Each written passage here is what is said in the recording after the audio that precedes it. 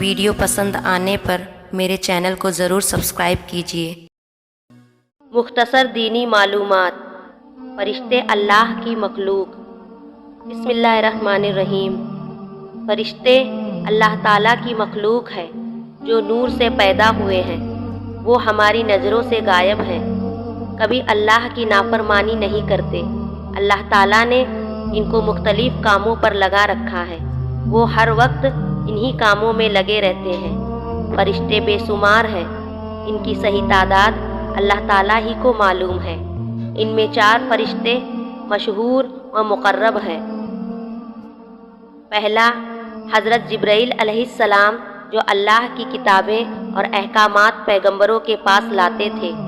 دوسرا، حضرت اسرافیل علیہ السلام جو قیامت میں اللہ تعالیٰ کے حکم سے سور پھونکیں گے۔